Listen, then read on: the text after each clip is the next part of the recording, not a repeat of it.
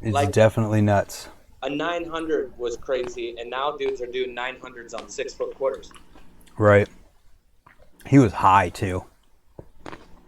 Huh? He was high in the Yeah, air. like on weed. He was really high. But What's the going on over there? I'm eating grapes. Are we starting yet, or what's going Yeah, on? it started. I just got us in here. So what I titled this one, and what you're gonna like about this, is I titled the stream, Nigel Sylvester's Louis Vuitton BMX bike is good for BMX. Change my mind. Ricky didn't know it. I just did it. We're streaming about it because I genuinely think it's good. What do you mean? What, did he put another fucking bike up again? The Louis Vuitton bike that he made. Again? It's I don't like know. second one around, isn't it? I don't know. But it sold for 18 grand, and part of that money went to a charity to help kids with BMX, or not BMX, with bikes. Like help them, I don't even know exactly what. That's crazy. So it's pretty cool. Kevin Jackson. Do we have proof it went to someone? Well, I mean, I don't they're trust saying anyone, it. man. Fuck that. You could say you're doing one thing and then do another. Well, yeah, a lot of charities It do doesn't that. sound like that's the first time I've ever heard him sound like he's helping BMX. So it's really tough for me to believe it. Well, here's the thing. I'm gonna choke. That's what happens when people super chat. I just can't even believe it. No, Kevin Jackson did $3.50 and said, "Come to Long Island." Oh, where's your thing at, dude? I don't see you fucking putting your stupid little. I don't have it. You should turn your end up. I can barely hear you. I don't know how to do that for you. Maybe if I angle it more towards my mouth. Oh wow, I can hear, dude. I can 100% hear you now. Okay. Anyways, so here's my thing. If money actually went to a charity, then it's good. If it is as they say it is, Okay. then it's a good thing. Right. And then there's just me over here doubting the fuck out of it because I don't believe it. Regardless, it's getting a lot of attention for BMX. Yeah. And that's good. What kind of attention?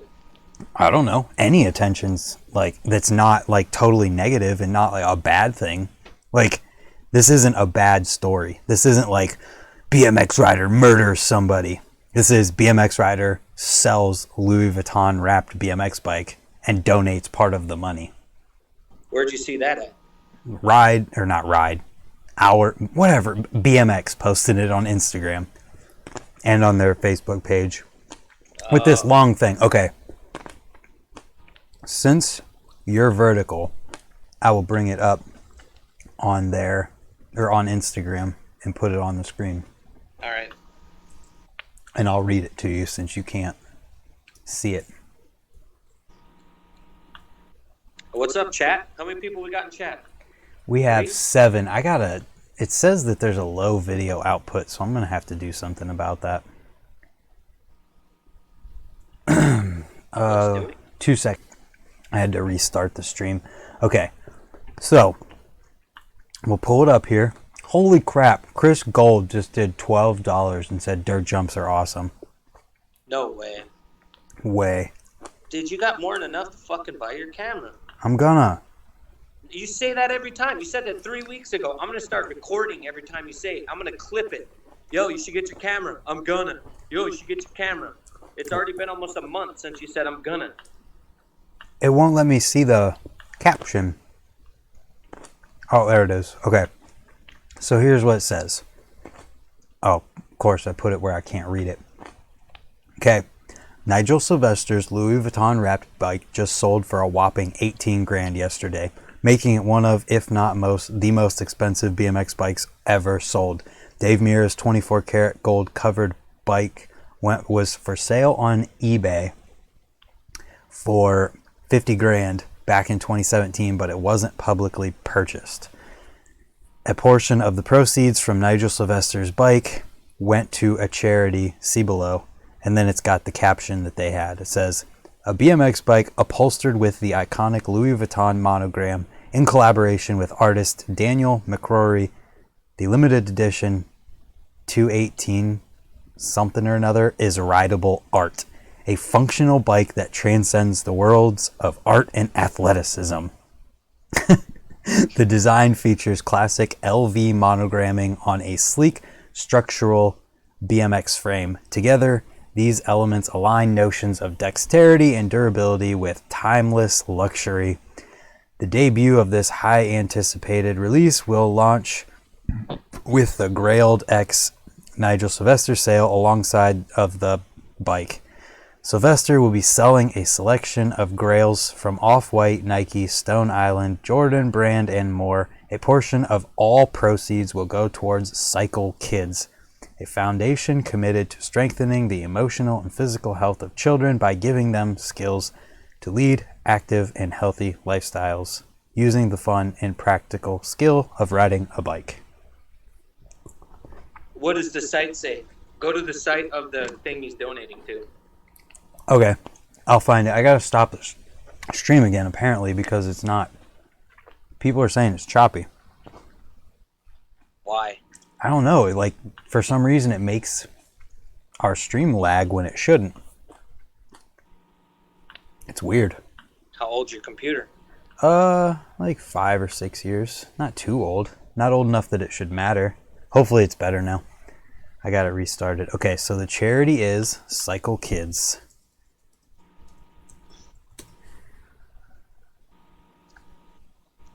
Chef Cycle Kids homepage. It's hard because I'm putting the thing right behind my camera for streaming, so I can't see it. Are the people coming back on? How many people we have on? We got 8 right now. Oh yeah. It's an old computer, but it's the top of the line from its time. Which means it's completely obsolete with how they make things nowadays. It still works though. Crazy.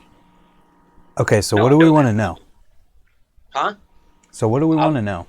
I want to know the money's being donated to this. Where is this program located? Which city? Which state? And what do they do with the funds that they receive? They're in Massachusetts. Okay. Now, does it go to schools? Does it go to inner city kids? What does it go to? About. Our mission. Cycle Kids is committed to strengthening the emotional and physical health of children by giving the skills to lead active and healthy lifestyles using the fun and practical skill of riding a bike. Exactly what I just read. So our BMX just took what they wrote? Yeah, they put their quote in the Instagram caption. Oh, okay. It says, "We believe the vital, simple, and captivating skill of riding a bike changes lives. We also believe children need to get up and move during the day." Blah, blah. This is just telling beliefs. I want to see what they're doing.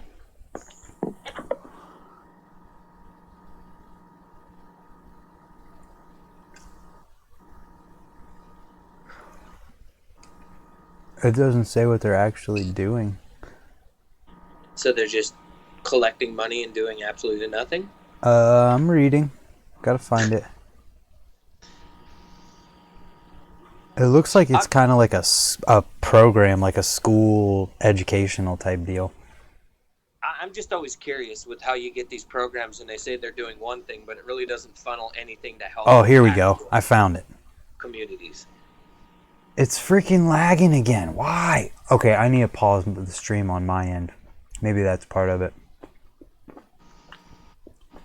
It says the program is a 2-year curriculum for 4th and 5th grade students that can be implemented in physical education and academic classes. So schools are provided with bikes and a curriculum training for teachers and local police officers and program assessments. Each 4th and 5th grader is provided with his or her own textbook.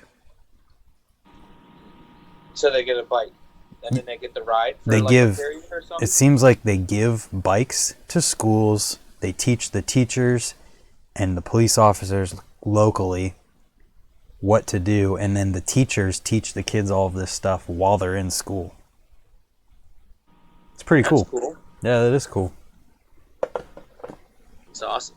Yeah. What is so chat, what do you guys think about this? I know I'm getting like super into it, but I'm always just curious when people throw these, you know, when they throw jams or they throw donations or they say they're doing one thing, I actually am always curious where it goes and what's really happening.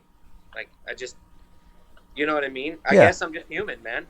You know, humans don't trust other humans. So I'm just always curious. Right. Someone said it sounds like a lot of BS. Who is that? Dan Milinkovich. Okay, here we go. We are proven. Here are the results. Physical activity, 52% improvement by making bike riding fun, social, and safe. Cycle Kids gets children hooked on healthy activity. Nutritional intelligence, 71% improvement. So it's just showing what they've done. Do they have videos of kids riding? They do have videos on here, yeah. Testimonials, video. All right, well, let's just say that thing's awesome. That's a good job. I really don't have much to say about it because it's, I don't know. There's a part of me where I want it to be so cool and all that, but I know that the guy doesn't do much to support BMX in a lot of ways, so it's hard for me to believe any of that stuff. But if it is true and everything is the way they say it is, this is a good thing.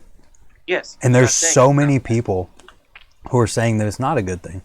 People who are trashing. Oh my God, really, check this out. Check this out. Okay.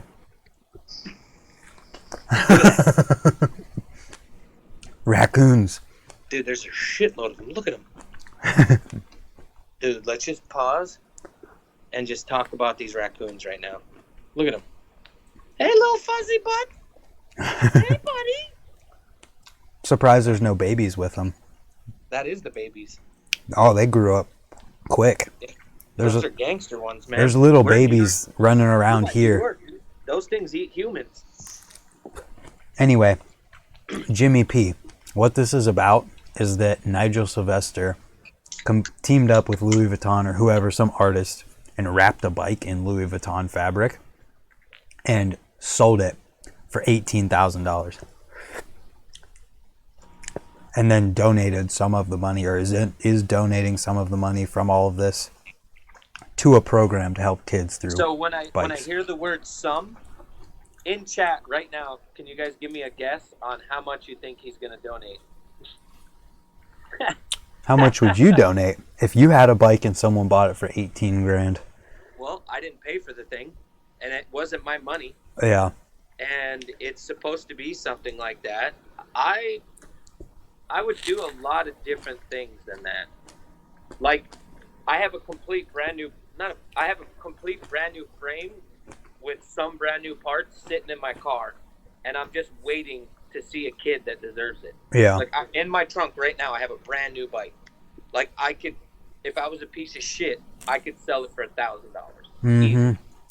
But I have a brand new bike that hasn't been ridden, that's perfectly nice, that I'm waiting to give to a kid. Well, now, if a sponsor sponsors me, I don't pay for any of that fucking shit, and I just don't do that selling thing. I don't like doing the selling thing. So I would 100% do that. But what I would actually do, if it was me, I would take $14,000 and donate it to that thing, and I would take the other $4,000 and I would go to LES Skate Park in New York, and I'd take $1,000 worth of pizzas and send it over there. Then I would go to Malali's and buy $1,000 in pizzas there, and then I would go to 181 Skate Park and I would buy $1,000 in pizzas there, and then I would tell everybody, yo, I'm doing a street ride and I'm giving money out to everybody that wants to ride in New York with me. And I would take the $1,000 I had left and I would just go get a fucking fat stack of $5 bills, and then I would just have people ride around and I would just be giving $5 bills out to people. Yeah. Well, and that would be way better than whatever shit he's going to do. Because How much did they say they think he's going to donate? People said when I asked the question when I asked you how much you would do, people said 4.2% or 4.20%, 420% basically. Then someone said probably 9,000, and then said half. Then someone said 2,000. Give me the bike. Talking to you about the bike you're talking about. And then someone said, I feel like if half or more was donated, it probably would have been mentioned. And then probably donated 3 and kept 15. I wonder how much of that money that was sold would go to the artist, because it's not Nigel's bike. Like, after that, this is an artist piece of work. Nigel didn't do anything. He probably didn't even build the bike. Let's be honest. Well, that's what I'm saying. Like, none of that's his. And I know that he has some bike company that he started that's his own. But I work in the industry. Well, here's what I'm saying, though. Because he probably had no part in... Maybe he built the bike himself by hand and put the bike together. Get the fuck out of here. That dude doesn't even know what grease is. Get out of here. Well, either way. He doesn't even know what a 17 is. If you walked up to him and asked him what a 17 is, he'd be like, yo, those are small rims, son. Okay. Put that on my car. Either way, that means that the only person that had anything to do with this really was the person who built the bike, and then the artist. I don't know why Nigel's even mentioned in it. Because it's Nigel. That's just what they're going to do. And I sound like such... See, this is where it comes into hating and doing stuff. But it comes from... There's a history of things that he... Like, listen to what I would have done if that was me. Those kids that have been eating pizzas and clogging up their organs with how much fucking cheese they'd have been eating. Like, there's just so many things. And New York, dude, is dead. New York isn't like it used to be. New York used to be the Mecca. There used to be the best bike riders in the world. Street riders. We're from New York. There's some good riders there, but they ain't fucking murdering it like they used to. It isn't like the huge big thing. Yeah. You know? Well, things change. Cleveland used to be the Mecca of BMX too. And now it's not. What one was that? Changa? Changa 1. At the height of Changa 1, Cleveland was the place to be for BMX. I remember Section 8 was pretty good for a while. That too. Section 8, the Flow, and Changa. Ohio and the northeast area of Ohio was like the place to be. Right. And then, New York was like from 2001 up to like 2009. And it's just like back to California again and Austin. Yeah. But either way, I didn't even think about the fact that Nigel really probably had nothing to do with this bike, so people are trashing on him whenever he probably had nothing to do with it, and it's just his name on it. Were the comments, were people dogging on his comments? Dude, so many people, well, a lot of people were just trashing on the fact that they posted it on the Instagram. Well, the hard part is man, in what history has he done that makes us support him giving back? That's the reason he gets it. It's not that. It's people hating on the fact that Louis Vuitton is trying to cash in on BMX. They're acting like Louis Vuitton did this. Louis Vuitton didn't do shit. BMX is so goddamn small, nobody wants anything to do with it. We can't even get Walmart shoes to sponsor people. There's quite a lot of people saying that the bike itself looks good, but then there's people who are saying, like, tell high fashion to cash in on skateboarding or keep this sellout garbage off this page. It's tough. BMX is like its own worst critic. Like, look at the conversation we're having. Yep. Like, ooh, that wasn't supposed to get that big. It's like 30 minutes in, and we're... Oh, thanks, baby. It's like 30 minutes. We're like 30 minutes into this conversation, and we're having it about like debating: did he really pay for this? What is he going to do with this money? What does he have to do with it? Like, I'm gonna say that money. Good night. I'm gonna say that probably most of the money for this bike, or I bet half of the money for this bike went to the artist, because when you look at this is so amazingly well done. Like, it looks like, you know those hydro dips? Yeah. It looks that good, but with... How much does the bike weigh? That's my... I don't know.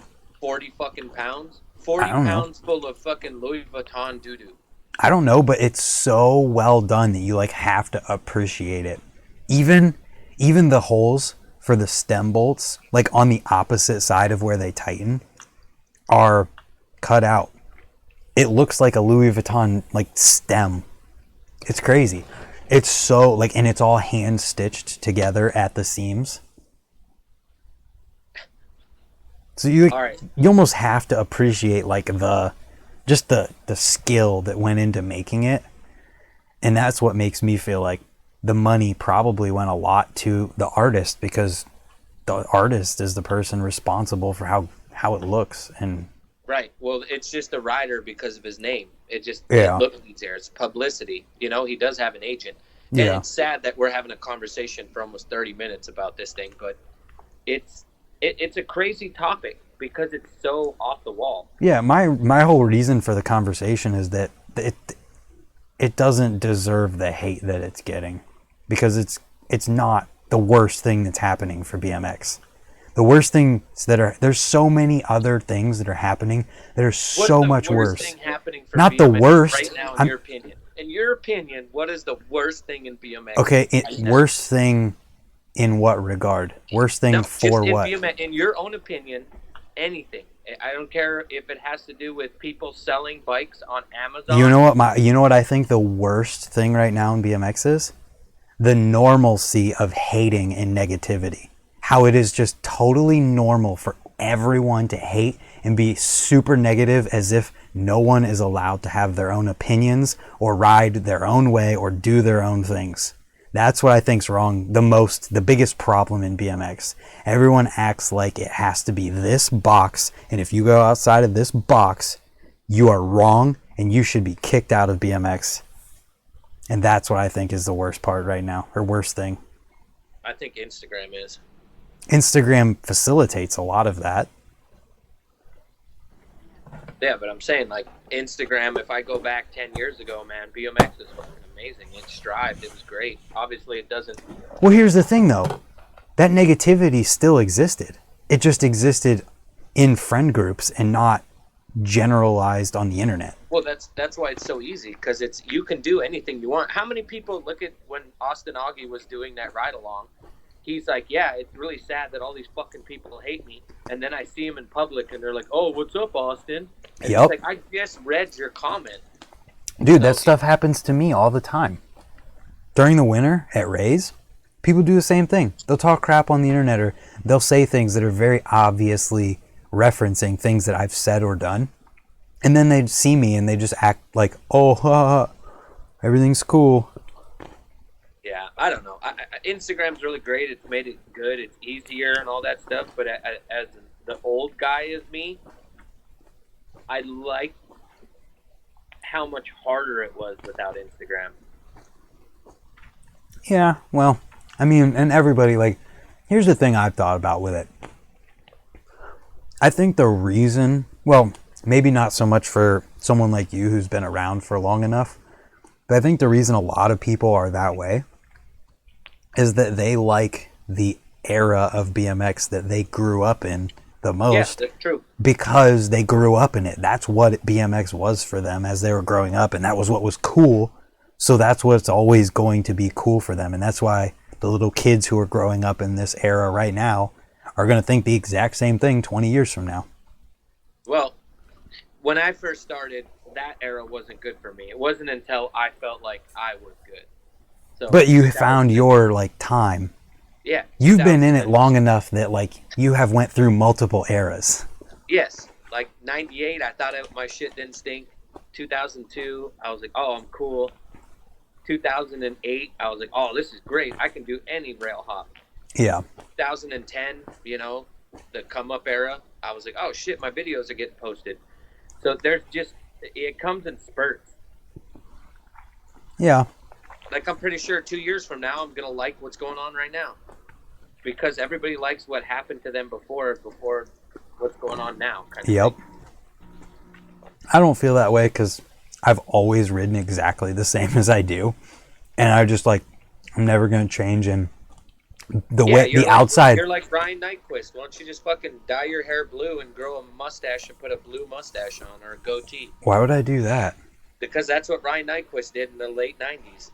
Well, I'm me.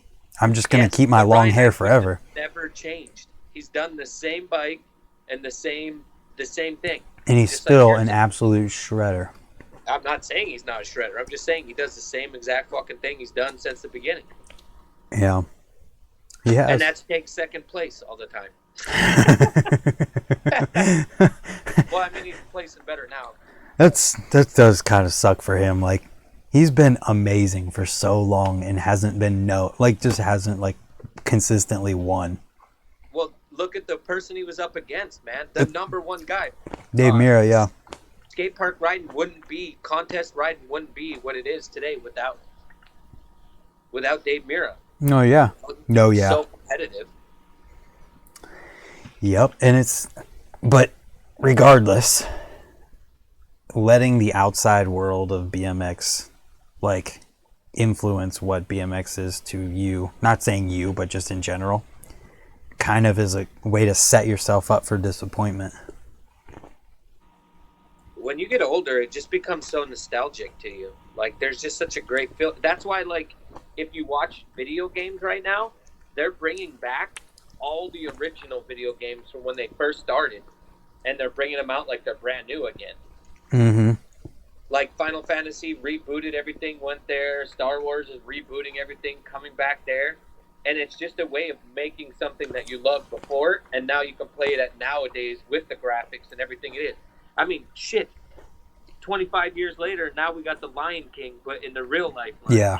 They did that with Jungle Book.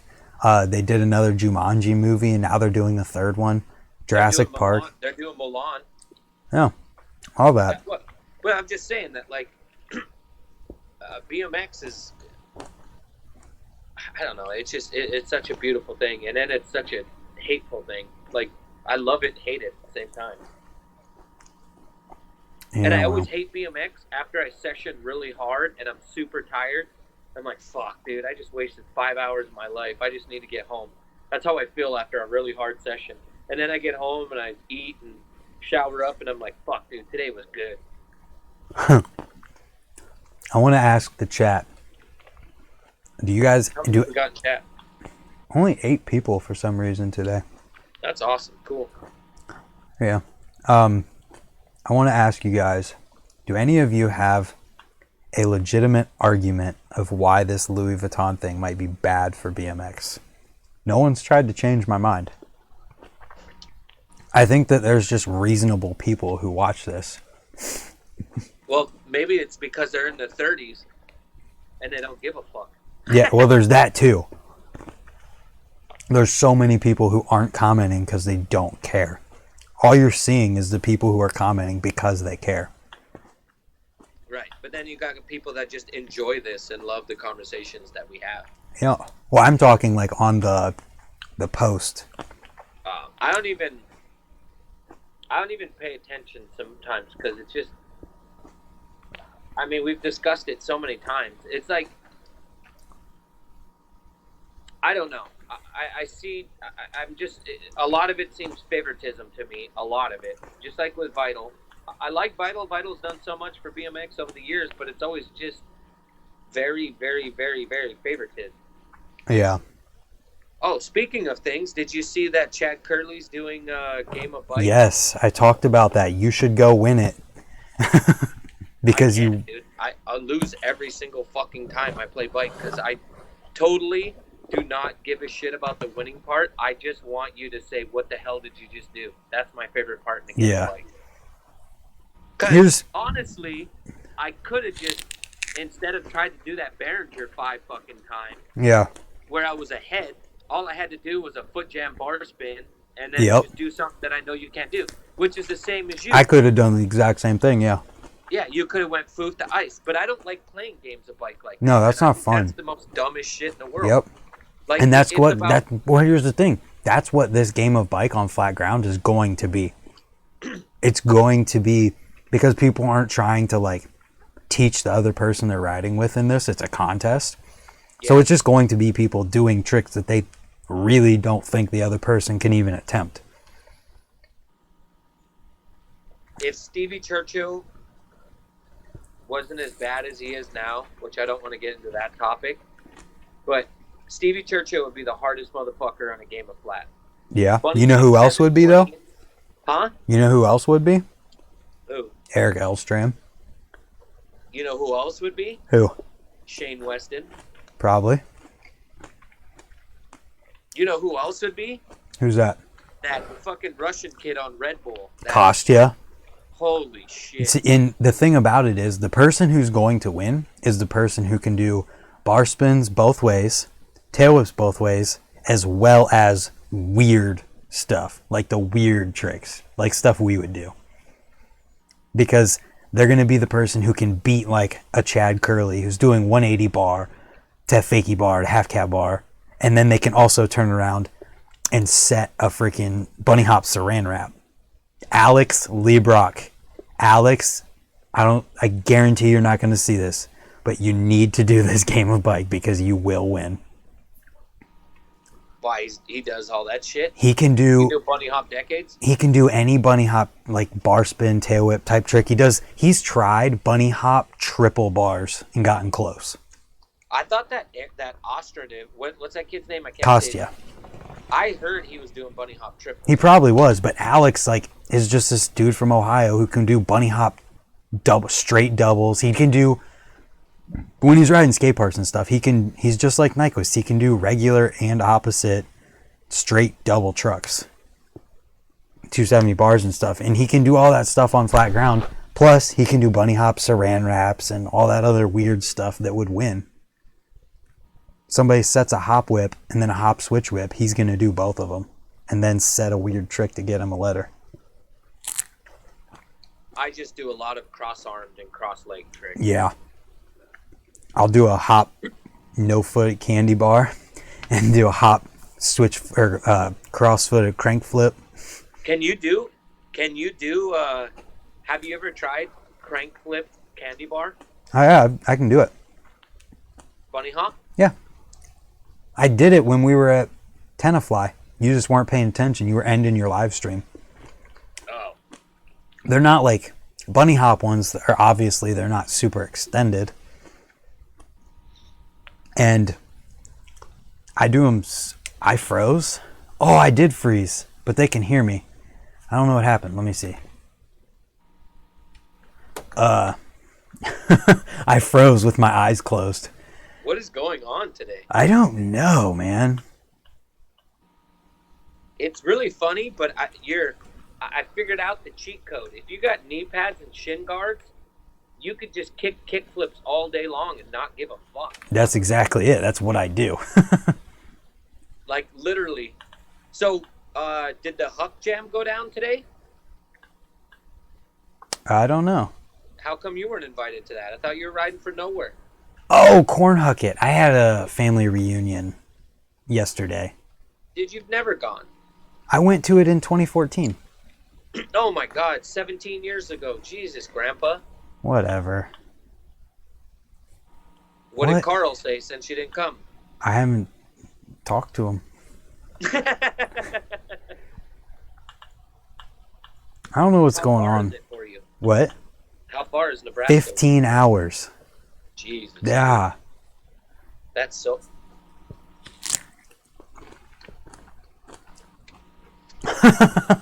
I need to get my camera working so I can show the comment I just got on YouTube.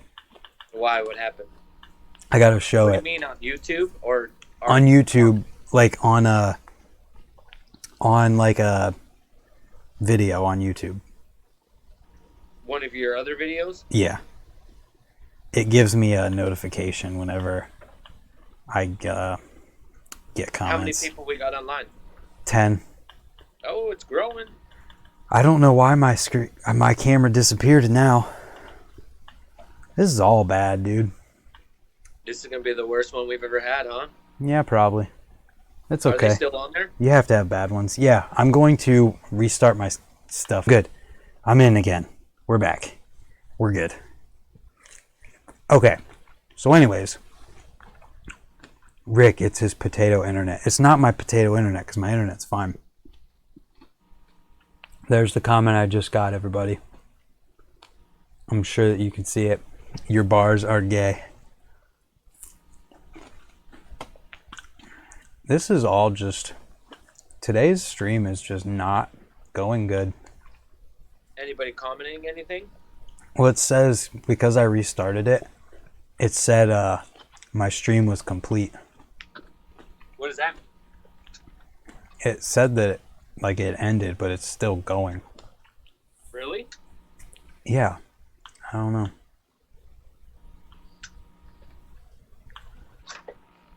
Oh my god, dude. My woman's delivering food, boys. Nice. I got myself... Best woman in the whole world. I got fresh fruit.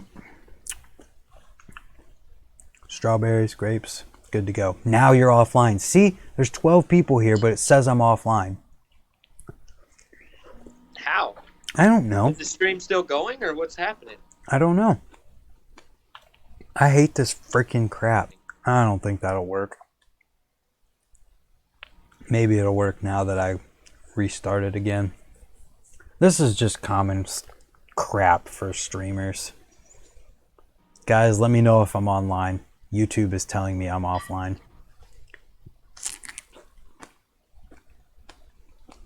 Oh, there it goes. The stream is continuing. There we go.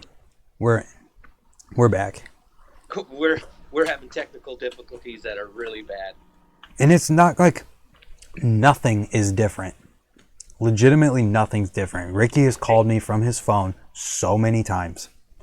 Oh, everyone's blaming me? No, I'm just saying.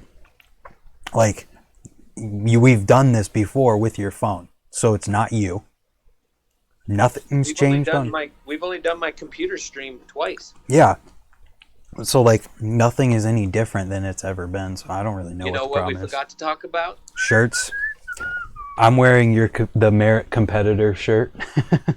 Alienation? Yep. I ride for Alienation. I gotta rep it. I ride for Merit and work there. Yeah. Yeet. We still got to get a sticker board and get people to send us stickers.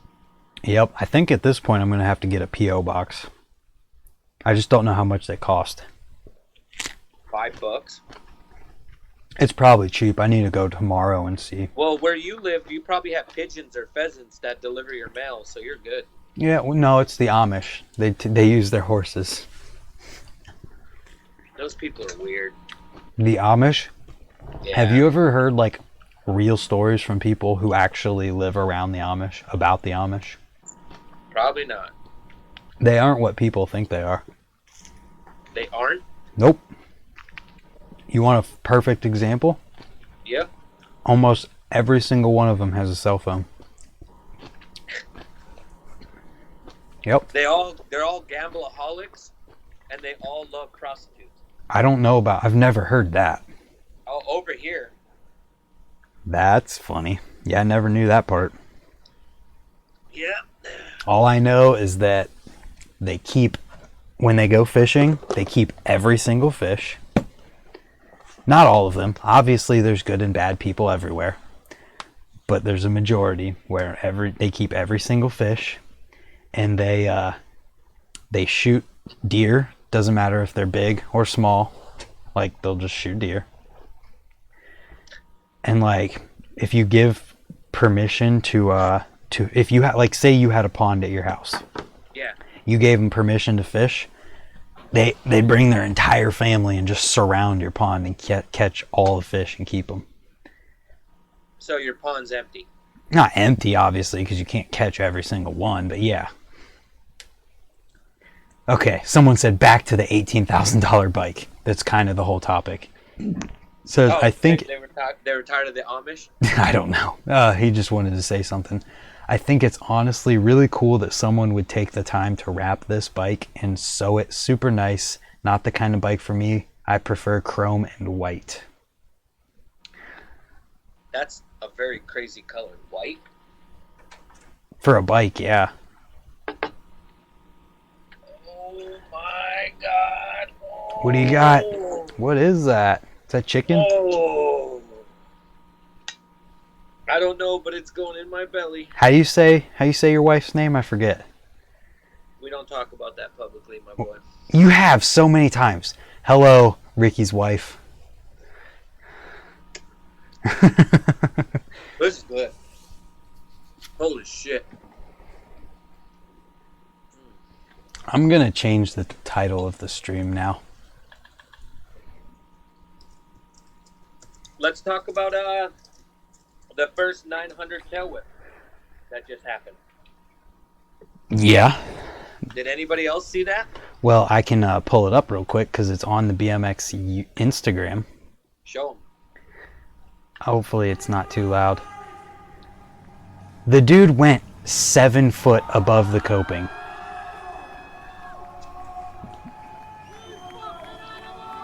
You effing animal. What? Well, just the fact that I wish that I could mute it. How do I mute it? Dude, did you see how many followers he has? He has like 4,000 followers. Yeah, I thought... Gonna blow up. Oh, definitely. You do a trick like that? Okay, so... No, it's a 900 tail whip. I'm going to stop playing this because... I'll stop it at the tail whip. It's fun. He does the tail whip before he even starts the second 2 spins or 7 spins. Yeah. So the 900 is 2.5 spins. 360, 360, then 180. Yes. So he does the 900 before the first spin is even done. Or the tail whip. Tail whip. That's what I'm saying. Yeah, it's so nuts.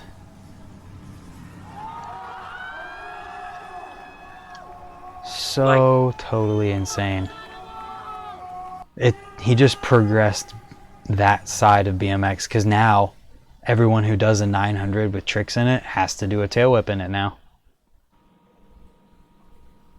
At what point, and this conversation comes up all the time, at what point does it become deadly? Besides, like, obviously, well, mega ramp is the worst, but I mean, those guys are doing shit that just makes no sense. I don't know. It's one of those things that kind of feels like, is this something that everyone's going to do, or is this the line where it's like we can't do this all the time because we're going to kill ourselves trying to do this all the time? Now, he didn't do that in the run. Obviously, it was during best trick. Right. And so I don't know. Do you think, obviously, this is the question that people asked probably about 540 tail whips. Like, do you think people are going to just start doing 900? You know what I mean? I wonder if that's how it's going to be. Kurt said, at what point does Ricky not eat on a YouTube video? At what point don't I say, fuck you, Kurt? I wonder if Jay Miron saw this, and if Jay Miron's like, whatever. Yeah. Because Jay Miron's did the first 540 tail whip. I don't know. I feel like he doesn't care, but maybe he does care. I want him to care. Yeah. Someone said, when someone falls and dies from an injury.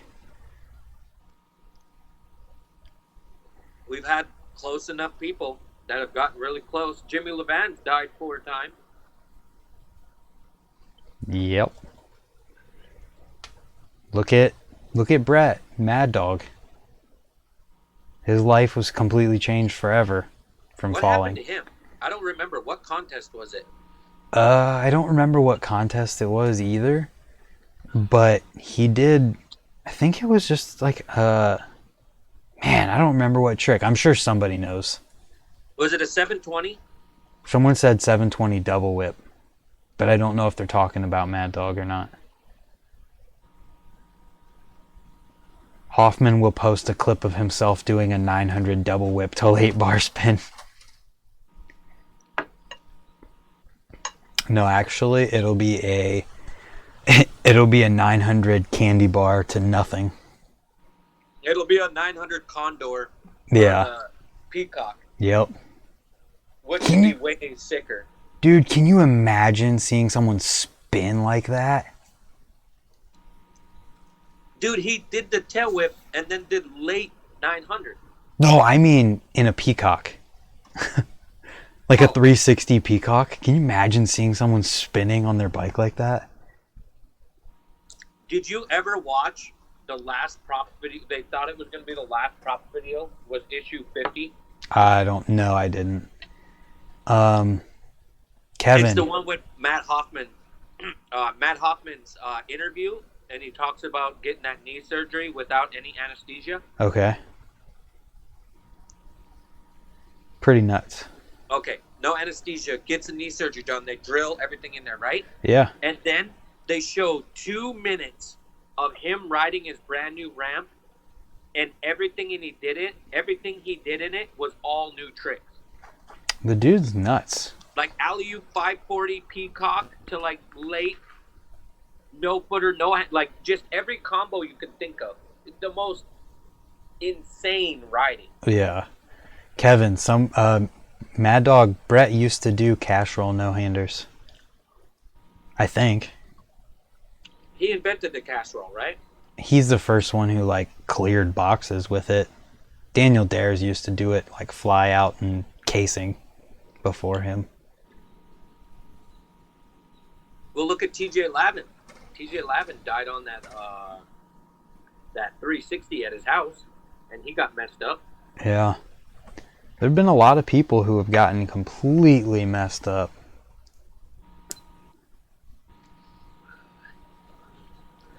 How do you feel about Scotty Cranmer riding? What do you mean?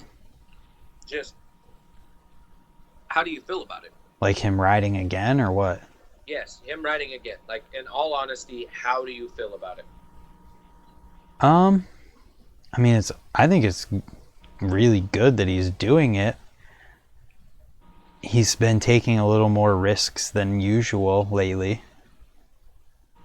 That's what I'm saying. Like, what do you think about it? Like, honestly, there's no bad mouth. It's not you talking him down, but like, it's scary. It's definitely scary, but I genuinely think that he could come back to at least being able to cruise and do tricks again.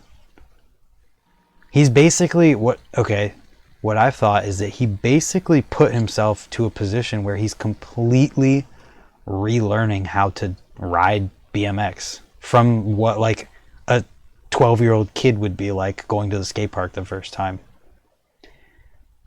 But he's doing it with knowledge that 12-year-old kid doesn't have. Like, well, he's doing it with stuff that he had. He just doesn't have muscle memory anymore. Because in his mind, he knows how to do it. Yeah. It's definitely Mike Aiken. Mike Aiken's posting stuff and clearing trails again. Yeah. Mike Aiken doesn't scare me like Scotty Cranmer. Like, Scotty scares me. Well, Mike probably had the same time period where stuff was just as scary. He's just not. Didn't he do a handrail? Like, came back and did a rail? Who? Like a street rail? Mike Aiken. I have no idea. Kurt. Didn't he do a street rail like a couple years after the injury or something? Probably. The thing about that is, like, he probably had that scary period too where he was relearning how to ride, and he's just not making YouTube videos every day, so no one ever saw it. Kurt said he did. Dude. He did, right? Yeah, Kurt said he did. Anything like that scares me. My buddy's kid at the trails today was trying to clear the first jump in our small line, and I was legitimately, I felt like it was my first time jumping it, because he doesn't have trail flow yet, because he hasn't jumped stuff enough to learn the rhythm, so he's kind of just sending it, and he's on a 16-inch bike, and it just makes you nervous. We were both like freaking out a little bit while he's trying it, but he cleared the jump basically both times. The first time he cased a little bit and like put his foot down and stopped at the top and then rolled down. And then the second time he like cased and then like halfway went over the bars, but he was fine. And it was just like, I guess all that anxiety and nervousness was really for nothing, because he did fine. You know what scares me? is everybody that is my age in their mid-30s can understand this. Like, we didn't learn new tricks or think of new tricks until a magazine or a video came out. And we had to wait months, 3 months for the video to come out, Yeah. or maybe longer, and then wait every month to see a magazine. And then we had to guess how to do that trick, right? Yeah. And then the internet came out, and you could watch videos, and you started seeing things, and you were like, oh, okay, this makes an idea. Yeah. And then Instagram came, and you have all these kids that are so good that they skip the basics. Like, Yeah. they can go to a skate park and they can tail whip down a 10 stair, but they can't 50 stall or they can't ice pick stall a quarter. Or right? fakie. Or any of that stuff, but they like skip it and they're just like, oh, I got to learn double bar spins, I got to learn tail whips, I got to learn all this stuff, right? The scariest part for me is when we grew up, we went through stages to learn all of that, right? Yeah. So we learned what it was like not to do and what to do. Don't wreck. This hurts you. Watch out for this. Move your body this way. Fall this way. You develop this muscle memory for falling. Yeah. Nowadays, the scariest thing to me when I see a kid that's really good, I'm always like, I'm scared because I know his injury is coming. Yeah. Like, I'm not jinxing it or anything, but I'm just scared for those kids because the majority of them, like, take for example that little Adrian kid that double barred El Taro. Yeah. That's fucked. Remember when Mike Brennan was the first person trying it, and his wrecks were scary. I've had very like similar thoughts about kids at like Rays who get really good at jumping the big line because they never crash on it yet. Yeah. And like, I've had thoughts where it's like, man, these kids are really, really awesome. I hope that one day when they crash really bad for the first time, that they don't quit because they got super good without crashing. And that's the part. Like, I'm always afraid of that. And that's where... Because we just don't want people to quit because they crash hard. Right. And the other thing is, if you've been in BMX long enough, you know that people come and go. If you grow up and you started with a group of 5 kids, by the time you're 35, there's usually, in all honesty, out of that group, only one survives to 35. Yeah. Like, to their 30s. Like, Yeah. everybody gets kids. Like, you know, they might do the, oh, well, I ride BMX. No, dude, you have a BMX bike. You used to ride. You use that as an excuse to go to the skate park, sit around and talk and smoke cigarettes and say all this stuff that you used to do with standard bikes and blah, blah, blah. But you're not riding. Like, I'm talking about still riding, still doing handrails. Yeah. Not just pedaling and doing that. Like, it doesn't, like, people getting older and keep riding doesn't last long. Like, you know, you got CK that's in there, Kurt's still going, but they could name so many riders they grew up with that aren't riding bikes anymore. You're really lucky if you have one that makes it past 30 and is still with you. Mm-hmm. And I feel like nowadays, because the risks these kids take, but they're way better. Like, they're so smooth. Yeah, there's kind of a line with it. It's like once you get to a certain point, you get enough bike control and skill to fall and be fine and stuff. But there's a lot of kids who get like super crazy good, super fast that just, you hope that they don't fall really bad before they get to that point. My prime example is going to ride with that Cam Gervin kid. Yeah. Okay? I don't know too many kids that go to a 20 stair and, like, when you go to a 20 stair, usually the only thing you're going to do on a fucking 20 stair is walk your bike down the 20 stair. Yeah. That's like, you know, an average person, right? A gnarly person would be like, yo, I'm going to grind that rail and let's do some things on the rail. Yeah. But this kid has a habit of barring it and tail whipping it. Like, nothing. And a 20 stair is nothing to that kid. Yeah. Like, I've seen him do bigger than 20. I think I saw footage of him do 25 fucking stairs and tail whip it. So it's like, and then he's doing like all this stuff, and obviously it comes from a skate park background. Oh, yeah.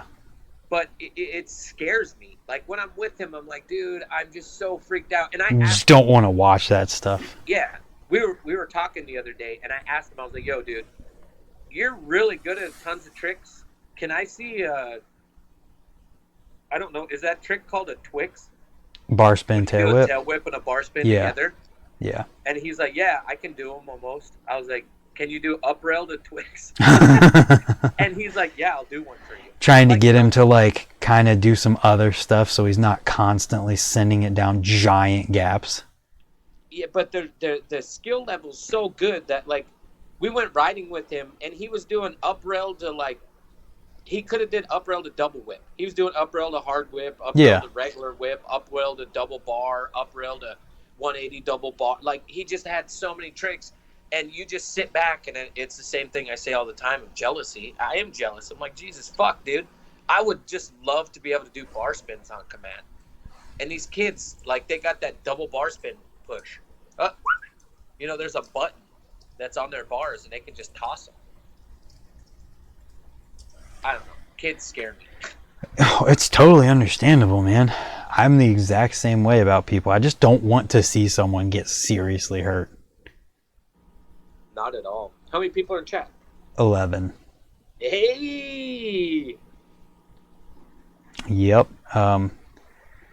Yeah, and it's definitely not coming from a place of like negativity or anything like that. It's literally just not wanting to see people die, because when you play with fire enough times, one day you're going to get burnt. It's just going to happen. There's no getting around it. That's why there's only like 2 people that you can think of who still send it like insane at an older age. Corey. I'm thinking, I think Corey Sean Burns and Zach Gerber. Yeah, but Zach's young. Zach's like 5, 6, 7 years younger than me. He's a kid. He's 33. No, he's not. Yes, he is. Really? Yes. He just looks young. Shit. All right. Well, he's killing it. But there's not that. Like That's not sustainable. No, he's not. Damn. Yeah, it's just not sustainable, man. You can't do that forever. Well, Jamie Bestwick's still fucking doing it. Dennis Yeah, but that's McCoy's different. still That's doing not landing to flat. That's landing on transition to help you. Like, you can't be jumping down 30 stairs or jaws gaps when you're 40. it. No, definitely not. Maybe you can, though. Maybe you can. Maybe we're wrong. Maybe you can do whatever the hell you want and you're fine. Corey Nastasio, he's fucking self-filming double backflips and 360 backflips. Yeah. With a turn down. He's superhuman. Huh. I kind of got a good, I don't know if it's a good mantra, but I used to look at injuries as a negative, but I try to look at injuries as a positive now. And I look at it like, all right, if I break my leg or do something like that and I'm out for 3 months or 6 or whatever it is, I get to rest. Like the rest of my body gets to catch up. Because if you ride every single day, you get a new injury. I don't care if it's a shinner, a stub. Like, I hyperextended my elbow 3 days ago, and it was the scariest shit ever. Like, I was like, oh my fucking God, now I know what people say when their elbow's fucked. You know, like... Yeah. And I'm like, all right, if I get an injury, I need to think of it as like, all right, everything else gets to rest. I have to heal this one thing. Everything else has to rest, and I have to realize this is part of what we're doing. Wrecking is a part of it. Like, if you're not prepared to wreck, then you shouldn't be riding, because you're going to wreck. You're going to get hurt. That's why I don't ever really feel bad about taking like 2 days off after being super dead. Because if you ride on a day when you're super completely dead, that's the day you get hurt. Yours is different for me. Mine is when I second guess something, I get fucking hurt. There's 2 reasons I get hurt. One is because I second guess something and I'm overconfident on something fucking scary. Or 2, See ya, NB. I'm fucking around. It's always when I'm fucking around and I'm not even riding a bike. It's Well, when I grab that's the somebody's thing. skateboard. That's the thing too, though, is like I'm always wearing pads and all that. So like those messing around injuries, like usually that's like a rolled ankle or, something like that. But I'm wearing ankle braces and stuff where it's like, it kind of prevents some of those dumb injuries. Right, and I don't take those precautions. Yeah. That's for pussies. Well, whatever. I'll see you. I'll see you when I'm 50 and I'm still doing sub-rail foofanoos. You're supposed to come back and say Jay Miron was fully padded up, and Jay was the best bike rider ever. So There you go. Jay Miron said, if you're not fully suited up, you're a fucking pussy. So it's always given me more confidence to have all those pads on and be able to send it harder. Dustin was wearing those stuff, and I think I should start getting the shin and knee guard ones, just the thin ones, because my shins are bad. And it's one of those things, it's like, if you have to keep worrying about a cut on your shin getting broken open, it can mess with your whole session. And it's like, no, just put on a shin guard and you don't have to worry about it at all. Yeah, and that's the tough part, is where is what's cool and what's not cool. Who cares? That's in your head. I know. That's in your head. About this all the time. Yes. That's what you decide. And then the other part is how much of an inconvenience is it for me? I don't know. It's always been worth it for me. There have been so many times where I can remember specifically one time at Ray's where I threed the spine and landed like messed up somehow, and my foot ended up in my wheel, and like it just went crazy, and it was like one of those things where I got up and everyone is looking at me with this horrified look on their face, like like this ugly, like, oh my god look, and I'm just walking away, and they're like, how are you walking away right now? Like, ankle braces, dude, knee pads, shin guards, I'm completely fine when anyone else would have been wrecked. At what point are you going to start wearing wrist guards and elbow guards? I tried wearing wrist guards one time when I had a messed up wrist, like palm, and they get destroyed so easy. Charlie used to wear one for a while. Yeah. I just felt like one of those things where it didn't feel like it would really hold up that much. What's chat think of injuries? Matt Hoffman says to duct tape it. Someone said, exactly, just take the few minutes to pad up.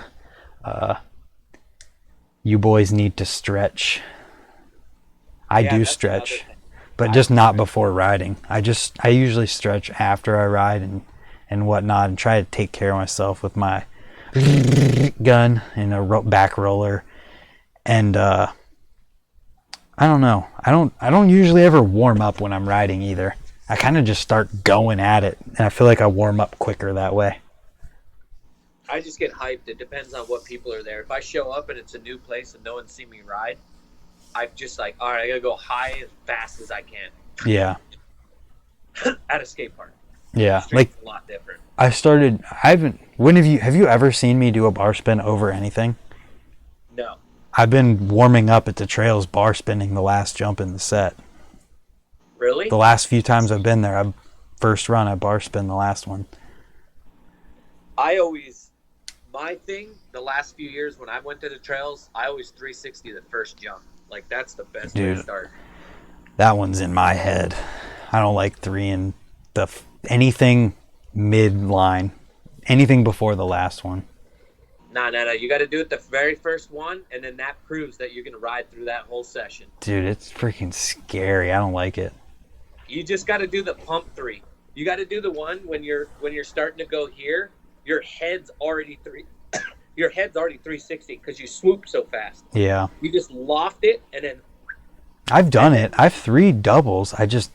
No, but have you done, like, there's the 8-pack, and I, like, three of them in a row, and I couldn't get the 4th one. And that's always been my dream, That's to crazy. just be like Fitz, where he just 3 every double. Or nothing.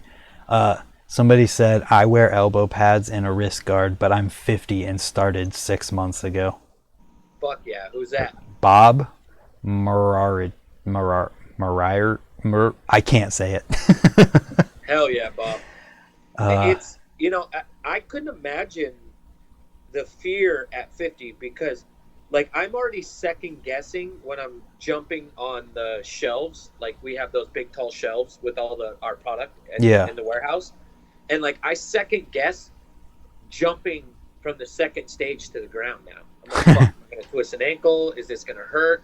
Like I used to jump from the roof onto the quarter pipe, like off the roof and do the gap and jump, like just from feet to over there.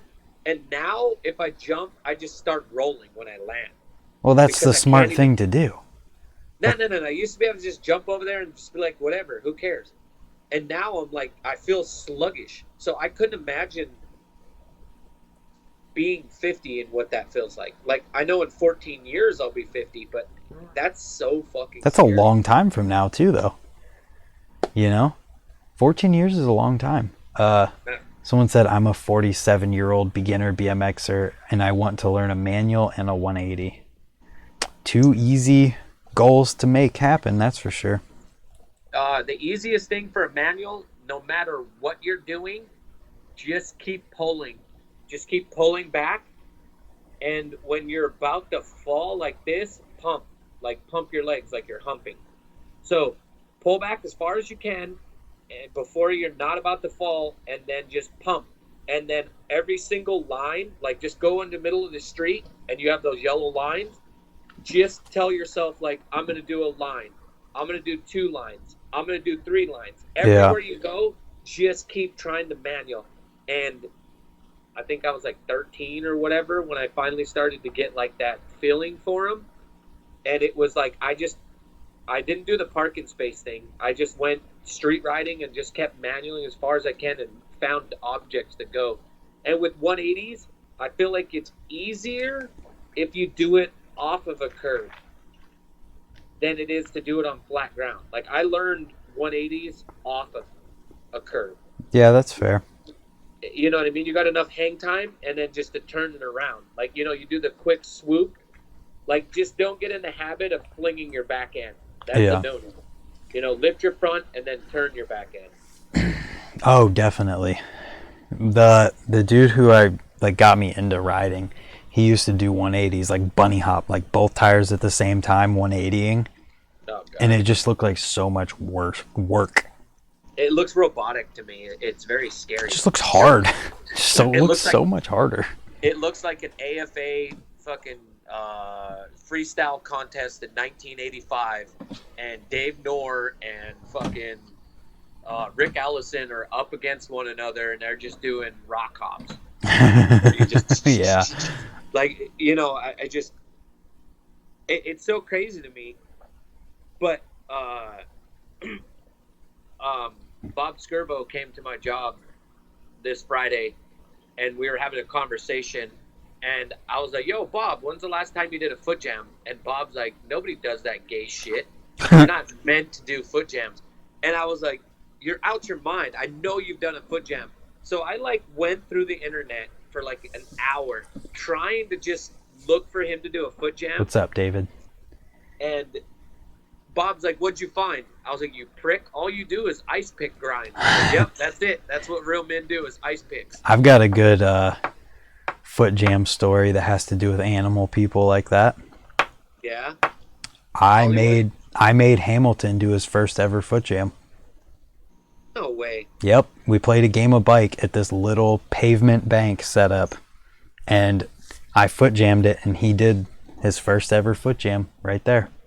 It's really crazy, like, to think of such a simple trick that people don't, like, refuse to do it or just don't do it. Like, yeah.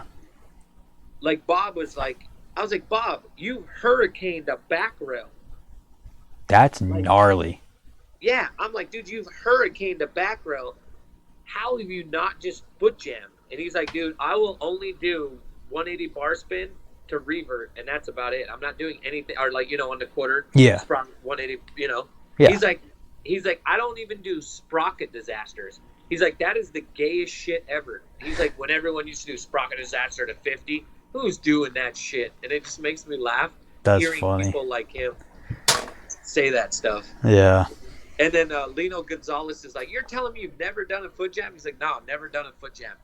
So it just makes me laugh hearing people that have done such great things in BMX, and the stuff that they just refuse to do. Yep. That's pretty funny. Ow. Dude, my back is killing me. Well, you should learn to stretch before you get online and do this YouTube live. Well, whenever you ride trails and you ride BMX and you also do live streams and you want to do them both in the same day, don't have time to do all that. We found a new DIY or whatever the hell DIY. Yeah, that spot that you were at, that looks fun. Yeah, it's just an old school swimming pool area, and then the skaters have been just killing it. That's Obviously, so I'm awesome. reaping the benefits, and they're nice. If they need money or something, I'll give them money to buy more cement. But Yeah. it's just great to go. It's in the middle of a town, but there's a whole 3 city blocks that are like a forest, and it's in the middle of the forest. Oh, that's cool. So it's like you have to walk in the woods. There's a creek by it. Like, Wow, in the middle of a city? That's Yeah. sweet. So it's not like a big city, but it's a city or a town kind of thing. But it's awesome because it's cool skateboarders that all show up and they're like, hey, my name's Jim, and we just co-inhabit this area and just ride together. Dude, isn't it amazing how, like, hateful skaters can be in certain areas? Yeah, but it's age too, though. It's just crazy because, like, we have the exact same thing at the park where I ride, Worcester Park. Like, at a certain point in time, every single skateboarder there could jump the hip and the spine on a bike, and Yeah. every single BMX rider could drop in and go over the spine on a skateboard. Right. Because we were always just like, hey, let me ride your bike. Okay, I'll ride your skateboard. And we were all just cool. I come from an era where you just didn't go to a skate park. It's a skate park. And I understand that, and I get it. If it's a skate park, you guys put all the work in, and you did everything to get it here. I get it, right? I'll just respect it. I'll come when you're not here, and I'll ride it. And, Jesus. I get a lot of, like, scooter kids are like, oh, everybody hates us. I was like, dude, it's just your turn, brother. I was like, everybody fucking hated rollerbladers, and I was like, whatever rollerbladers are left have the thickest skin and are dope as shit. Yeah. I was like, it's your turn to get hated on. I was like, we got hated on for years. I've been fucking almost jumped by skaters, throwing shit at me, throwing skateboards, trying to beat me up, beating my friends up, throwing shit at our bikes, trying to take our bikes. You know what I'm saying? So it's just a cycle. Yeah, it's pretty crazy. It's just like, it's amazing how, like, North Carolina and Maryland, like, legitimately just don't like bikes at skate parks. And it's just crazy that, and like, at those places you'll have people who are so disrespectful and hateful no matter how nice you are if you bring a bike to the skate park. It's crazy. Cam Gervin jumped in here. Cam's on there? Yeah. What's up, Tell Cam? Cam that I was just talking about how fucking amazing he is. Yeah, he's you're a psycho, Cam. We'll put it that way. It's the relationship with just co-inhabiting or working together and being together at a skate park. Like, if you get an older head guy, he's just like, it's a skate park, that's what it's called, just skaters, and they're skater Nazis, right? Yeah. And then, you get the bikers, and some of us are just like, yeah, whatever, I just don't even want to fight about it. Who gives a shit, right? Right. And then you had rollerbladers, and fruit booters went through it for years. And now it's the scooters' fucking turn. And these kids are such snowflakes, if this is what we're going to use for the new shit, is they have the hardest time understanding that, like, hey, look, dude, nobody gives a fuck how good you are. It's just that's the way it goes. There's always that low guy. Yeah. They're always going to get picked on. Bikes, then rollerblades, now it's scooters. Yeah. And it's like you have to go through it. Like, skaters started it, so awesome, cool. You know what I mean? It's just, if it's your hometown and you have that, you just have to figure out a way to work it out with the locals. Right. Because fighting with them is a pain in the ass. And, Like Yep. I told you that story of going to Montana and we go to this big, huge skate park, and me and Mike Hoder are there. Hoder goes to blast the 6-foot quarter, and this fucking skateboarder pushes him while he's in midair. Pushes Wow. Mike Hoder, and this is Mike That was a Hoder. mistake. Yeah, this is Mike Hoder that wore the same clothes for 3 weeks. Mike Hoder, and That was a partying Mike Hoder. mistake. This wasn't the new Mike Hoder. You know what I mean? And so Mike just gets up, gets in the dude's face, rips his skateboard out of his hand, fucking snaps it in half, throws it in a river, and then just like face shoves him. Just Throws the mushes dude his into the face. bowl. Yeah, just like face shoved him. And then after that day, no skater did anything ever again. Yeah. And sometimes it leads to going like that. Like, I don't advocate fucking going to beat the shit out of someone. But at the same time, dude, who gives a fuck? Like, and usually those dudes that act that way suck fucking ass. Right? They're not even good. Dude, yeah. And okay, so we got a lot of people in the chat saying, I've ridden with lots of skaters that are pretty chill. There's plenty of good people out there, but you're going to come across haters. I skate and ride BMX in my town. We coexist. Yeah, literally, that exists everywhere. It's just like these certain spots with certain people who are total douchebags just because they have the ability and this sign empowers them to do so. Oh, yeah, definitely. And the cops enforce it. That's the worst fucking thing, dude. I've had 5 or 6 tickets that have taken me years to pay off. I've had $1,000 ticket. I've had a $500 ticket. I've had my bike taken away. Like, it's the worst scenario for riding skate park. And it's like, I'm old enough now that a skate park isn't worth me getting in fucking trouble for. Right. Luckily, how many do you have, like, within 30 minutes of you that don't let bikes in? I think a majority of all of them don't let bikes in. Wow. That's unreal. But nobody enforces it, and it's all prefab bullshit. Yeah. So who cares? Right. I think within 30 minutes of me, there isn't one skate park that doesn't let bikes in. But if you go to like an hour away, there's 2. And they're always the dopest ones. And I get it. Like, if I go to a skate park and they're like, yo, you can ride here, but don't use your pegs, then I'm not going to use my pegs, man. Yeah, definitely. You know what I'm saying? It's just be respectful, dude. It's not your fucking skate park. Like, the thing that people don't understand is my hometown park, it took 14 years. Like, I went to jail to get that park set up in there. We went out, we protested at the courthouse, we went on TV, we had city meetings, we had to do all this stuff just to get it fixed and, you know, brought together to get this project to work. So I understand. And we did all that, the bikers, and then they still made it no bikes allowed. And then it took another 7 years. So it was 7 years to get the skate park, and then it was another 7 years before they not 7 years. It was 7 years to finally get the skate park built, which took about 14. So it was 7 of starting it, then another 7, and then a couple years after that before they allowed bikes. Or actually, they just stopped caring. There was that new park that I was telling you about here in Ohio. It's like legitimately going to be the best skate park in Ohio. It's there's a lot of people worried that it wouldn't let bikes in, but it's a BMX bicycling town. It's legitimately like only there because of BMX riders. Yeah, man. And I said, I know I'm repeating myself, but if a dude says that, you know, they're part of the committee and they don't want bikes there, dude, just don't ride that skate park. Go somewhere else. Or do what everyone else does. When you don't see a skater there, go fucking ride when they're not there.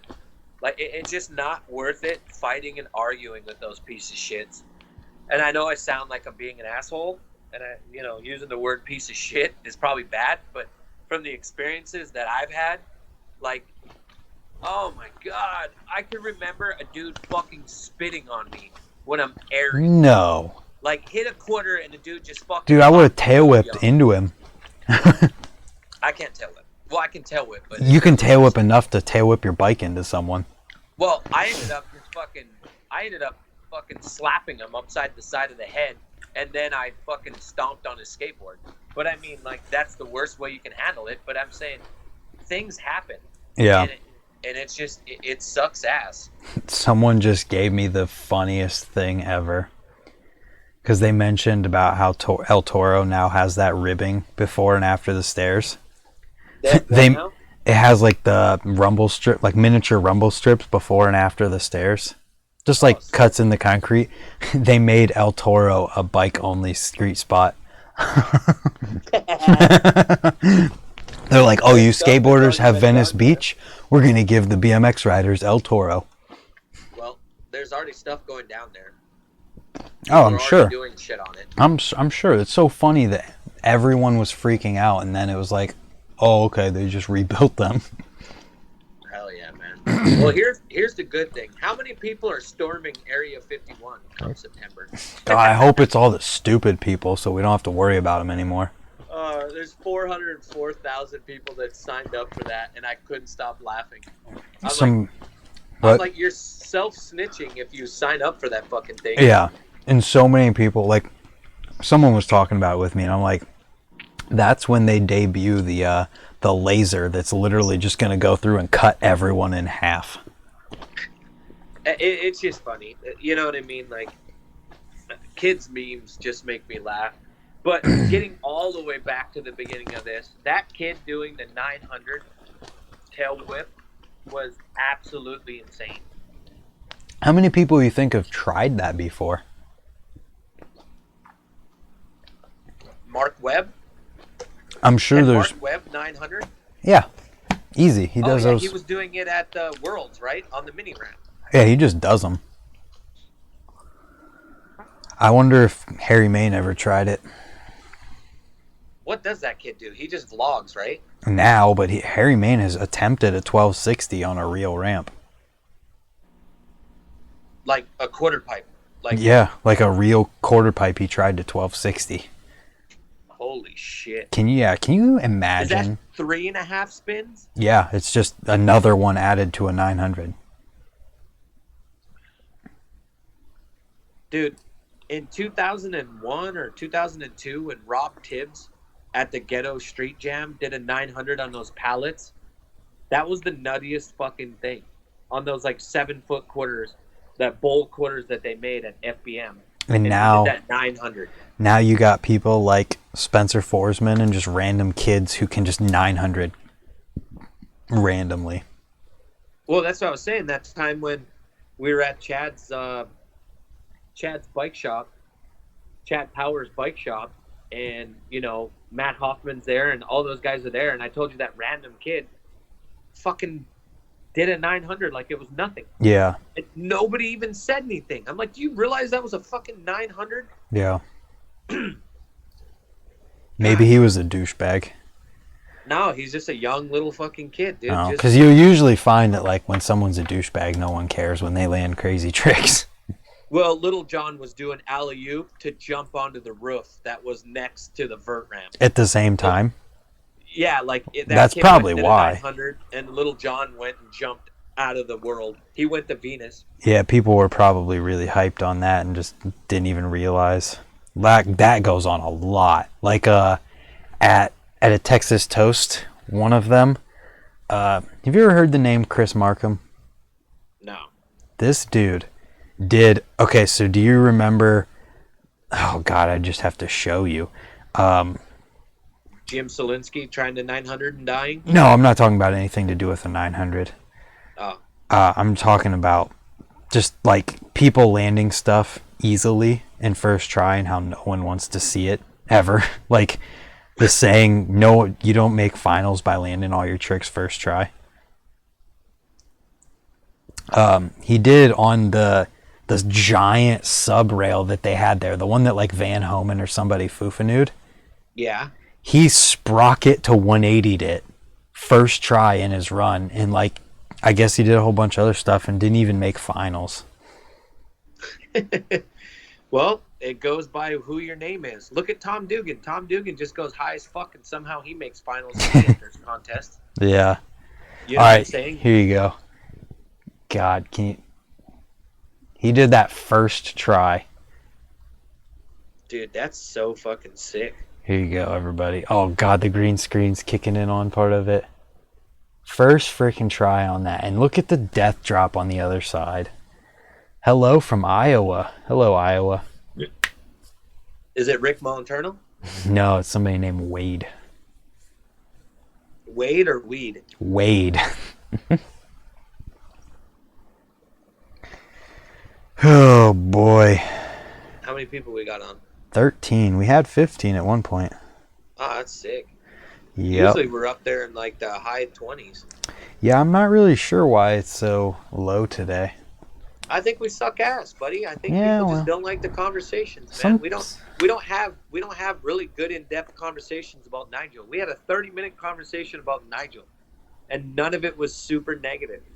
Yeah, I guess we probably should have been hating on him a lot, and we would have had 50 people in here.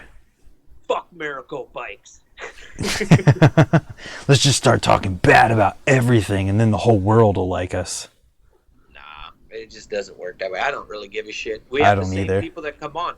Is CK's on here, right? Yep, he's one of the last 5 comments.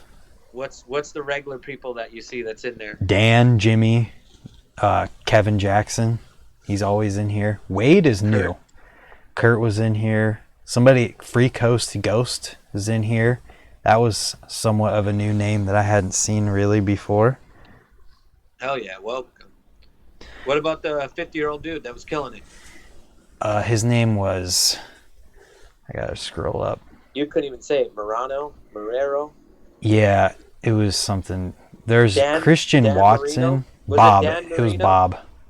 Bob Marino. Moriarty. Bob Moriarty. Those fucking dolphins. Joey BMX. There's actually a lot of people in here who I hadn't seen in here before. Yeah, Joey BMX said he's new. Hell yeah, welcome.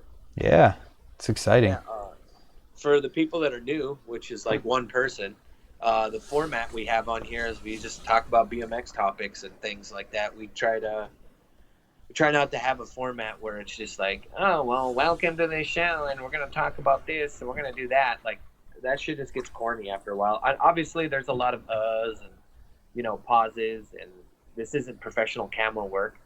But it's pretty dang good, but it's not professional. Yeah. Definitely not. You know what I mean? We just try to talk about things. Like. Yep. Colin BMXer said he's new. Hell yeah. What's up, brother? 4130 Machinist. I haven't seen you in here too often. See him comment on my stuff, but not in here. Yeah, man. I that 900 Tailwhip was fantastic. I know I keep going to it, but it's just, I want to watch to see the best trick contest now. Yeah. Oh, definitely. There's someone else named Daniel Zucker who said they're new, and then Joey BMX said, found you guys from Ricky commenting on my half cab 180 challenge. Hell yeah, brother. Yeah, that's sick. Did you see Courage Adams' post? Mm-mm. Put Courage Adams' post on right now, and let's just have everybody be fucking amazing. If I can find the search bar. There it is. It is. I can't type. Absolutely making BMX. Which one? His most recent one? Yes, his most recent one. It was 4 hours ago, and it's probably the most insane fucking thing. Nose manual, drop, nose manual, to forever nose manual, to going around a corner, to continuing the corner, to Smith, to nose, to drop nose, just to other double peg, to 180 half cab. They have to see it. Wow. Oh, I'm playing it. It's on here. That is amazing. That's like when I feel inferior. Like, it almost makes me feel like, oh, cool, dude, you did a manual. Like, manuals suck ass. Like, if you're not doing nose manuals, you suck. That's how I feel when I watch shit like that. Is he using cheat codes? Well, that's the thing, though. I think that manuals and nose manuals are probably similar. You just naturally learned manuals first, and it's probably a very similar learning curve to get that good at them. It's just you just gotta find your balance point. Yeah. It's all balance, and that balance point, like the Wonder Twins from Arizona, have those with spins on lock. Like, they can do 900 spins on their nose. Yeah, well, that's Flatland. Look at Flatland. People get that good on the front end. But it's really great to see it in the streets. Like, it's absolutely. I'm just saying, like, the skill isn't something that's totally like, unattainable and just crazy. It's just the fact that someone put that work into learning that. Like, it's just like learning how to do whatever crazy stuff you do that took a lot of time that no one else can do. My question for him would be, how many crossbars have you gone through? Yeah, just Because breaking when bars. you do nose wheelies, you're always fucking up the top front of your stem and your crossbar. Yeah. And Trevor told me that his hang 5 stuff and hang nothing stuff is what feels like he feels the most impact on the bars when he's doing those, as far as like putting weight on the bike. Right. Because it's something to do with the leverage of those tricks. He can just feel it, like, what's the word I want to say? He can feel it stressing the bars more than anything else he does. I should call Caleb Kwambeck and ask him how he feels. Because when Caleb was doing those 11 years ago, when I was hanging out with him in Portland, and he was doing them for a city block to 180 or to 360, whatever you asked for. I'm curious what he thinks of people's combinations now. Like, look at Mike Curley. Mike Curley on the new the newest We the People Foundation video, that nose wheelie he does, that's fucking longer than a city block. Yeah. I know what you're talking about. With a 10-foot drop, and then he hits his head. So it's like, it's really crazy. Like, oh my God. Who's the kid that's from Woodward? Aaron Falls a lot. Yeah. What about him? Remember I told you he came to our warehouse? He was doing nose wheelie up the 6-foot or the 7-foot quarter to the top of it to drop in. And then he was doing nose wheelie up the quarter to nose wheelie the top of the quarter to 180 in. And then he did, not even bullshitting you, nose wheelie up the quarter, across the quarter to 360 in. Yeah, I believe it. That kid's crazy. He was doing... How the fuck do you nose wheelie up a quarter? I don't know, dude. It's just getting that good at any certain trick. When you spend enough time trying tricks, you get that good at them. I asked him, and I didn't think it was possible. He was doing nose wheelie up the quarter and then trying to go to nose pick grind. Yeah, it's nuts. Come out nose wheelie. At Ray's, he was doing nose manual across and then up a quarter to double peg to bar out. Like nothing. First try, probably. Yeah. Mikey Tyra needs a mention on those fakey nose manuals. I feel like fakey, this is going to sound crazy to say, but I feel like a fakey nose wheelie is way easier than a forward. Don't know why. But I feel like because your balance of going fakey, you're already nose heavy. You know what I'm saying? Like, yeah. I've never tried them, but I feel like in my mind, I would rather try a fakey one. It's like a manual, but going backwards. Manuals with a cassette are so fucking hard. No, what I'm saying is like, vacuum. It's like an opposite manual. A fakey nose manual is an opposite manual. Because you're going backwards on the front end, so it's like... It's just crazy. Dude. X up nose manual. The spongy one. Look what's flying around in New York. Uh-oh. Where's Spider-Man? Huh? I said, where's Spider-Man? Well, you're not allowed to have anything near the city like that. Like planes and all that stuff, like, aren't supposed to be flying around like that. That means there's a reason. Hell yeah. There must be a FTL street ride out there, and they're trying to get them. Must be. Oh, Jesus. Somebody said X up nose manual. The spongy one. Yeah. We played 2 games of bike the other day. One anywhere and one on flat ground. He'd be a hard person to play. Dude, we got to BIK on both games. And I just repeatedly tried to fakie crank flip. Until he finally got me on something that I can't even remember. Yeah, I can't remember. They were really good games, though. I love it. Oh, I got poor connection. Yeah, I feel like it's about that time. Hour and a half in. But there's 18 people in here now. Are you serious? Yeah, Do you it's think funny. it's just the timing? I don't know, because we always start at 8. What are Oh, you yeah. guys doing? Were you guys busy? What's the reasoning for not getting in here till now? What's We'll so hear it. funny, the topics that we've had today, I feel are really good. I Yeah, feel we like talked about a lot. talking about Nigel, 900s, kids, just DIY spots, Yeah. skate park. I'm updating the title here. What are you going to call it? Somebody said eating dinner with the family. Someone said I'm just chilling. Hell I'm just Well, a adding lot the of- topics that we talked about. So Nigel Sylvester, 900 Tailwhips, skate only skate parks. Injuries with young kids that don't understand about getting injured. Young Shredder. I think that's enough.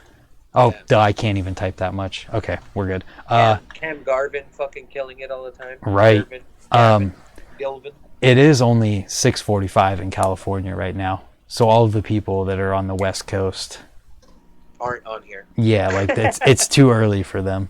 But then again, there's people in England who it's like it's too late for them. In Australia, it's tomorrow morning. It's crazy. So crazy to me. Someone said New York City had a crazy blackout yesterday. No way. Is that something that happens? Anything that happens there is crazy with how many amount of people are there. Yep, someone said 3:44 a.m. now, couldn't sleep. Where are you from? Yeah, 11:44 a.m. Carlin. He's in Australia. Holy shit, really? Yep. That's so crazy. It On is. a Monday. You know, that's the worst part with posting, too. Is like, I don't see any of the West Coasters stuff. Because by the time that they post at 9 o'clock or 10 o'clock, it's too late for me. Oh, I didn't even think about that. I don't see it until night in the morning. And then by the time I see it, it's already got all the traction and everything. And I don't even want to leave a comment if it's something funny or something. Because it's just going to be left behind too far. Yeah. Someone said, I'm missing WWE pay-per-view for this. Dude, let's be honest. Wrestling hasn't been good since Raw. Raw was I don't know. I'm definitely a 1992 to not even, maybe 2002. And then wrestling sucks ass. I just like WWF. Fuck WWE. I don't know anything about what you just said. I was never allowed to watch wrestling, so I didn't care. Oh my God, you're so Amish. I know, look at my hair. Oh my God. John, Well, what's up? All right, how about this? Chat. Give us a question. Have us answer some questions, or if you got questions for me or Brant, ask away. Let's do 5 minutes of questions, and then we'll bust Close out of her up. here. The Netherlands. That's where David Van Vliet, I think, is from. Holy shit. What time is it? 3:46. Holy fuck balls. Best BMX story? Oh my god, I don't even know about that one. Ricky, best contest ever.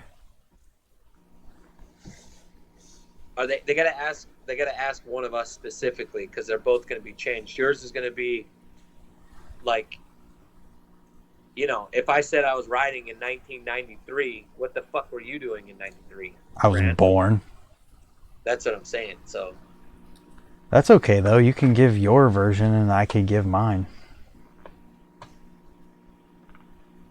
my best time in BMX? Best BMX story or best contest ever? You guys have gone global. We have gone global. Best BMX story.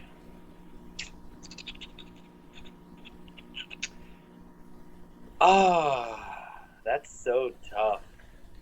In what regard, too? That's the hard part. I have to like be vague with mine because they're so fucking bad. Like my good stories. All right, I'll give you one. I got a good BMX story for you. I'll try to do it in the shortest version ever. All right, there's 20 of us riding street in Great Falls, Montana. I just got my 1998 S&M dirt bike.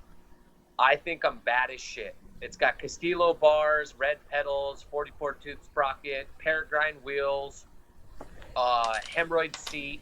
It's the baddest ass bike ever, right? We're riding street, and these Indian dudes are like, "You guys are faggots." And then obviously, when you have like 20 dudes riding in a group, we're like, "Yeah, fuck you, faggot." And it was just like 3 dudes. So we like pretended like we were gonna chase them on our bikes. Yeah. And they're like, "Oh, fuck you guys." And they like ran away from us and got all scared. And we're like, "Oh, how funny, right?" And so we went downtown to the local parking lot that we all hanged out in, right? Yeah. And we're all sitting around in a group, and I'm like kind of by the alleyway. And then in the big parking lot, there's like skaters and bikers. And all of a sudden, 2 lowrider cars pull up, and these big Hawaiian Samoan dudes pop out. They're like, "Yo, who tried to beat up our fucking cousins, you little bitch?" And then just like 20 dudes came out. Like 8 or 9 dudes come out, and they just start swinging on everybody. And there's skateboards flying everywhere, dudes running everywhere. And this big, huge dude comes running at me. And obviously, I'm like, "Oh, I'm going to get beat the shit out of," because I'm like, I think 13. Yeah, I think I'm 13. So I go to turn, and when I turn, I don't even look, and I fucking clothes hang myself off a parking meter. Just smack my head off of a parking meter. Knocked me out. So I'm laying on the ground. Dude, I come to like 3 minutes later, and all I see is this big 6'5" dude grabbing my bike and throwing it in the air like 40 feet. And I'm just laying there. And then they like peel off. They get out of there. I like finally sit up. And I'm like, what the hell happened? Did I wreck on my bike? But I had no clue what happened. Because I was knocked out for a second. Wow. Oh, and then the next day, somebody at the trails backed up and ran over my bike and broke it. No. So my forks got bent from that big old Hawaiian dude throwing it, and then the next day my bike got ran over. Jeez. I was 13 years old. That sucks. Brian, can you be more specific with your question? Are you talking about expectations, our expectations, or our expectations for you? That's kind of, I can't quite see. Give a BMX story.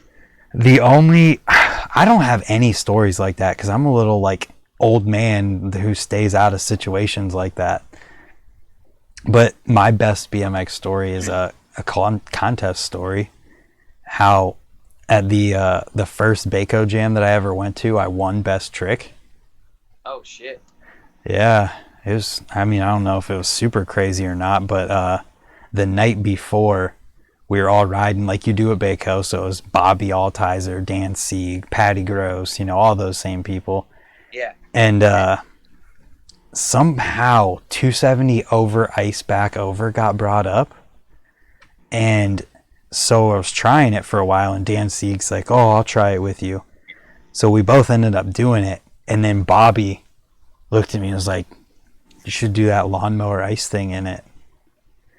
Like, you should add that to it." And I was like, holy crap, you're right.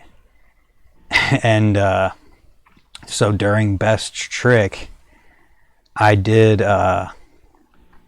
pulled it out and I did it. But what I wanted to do was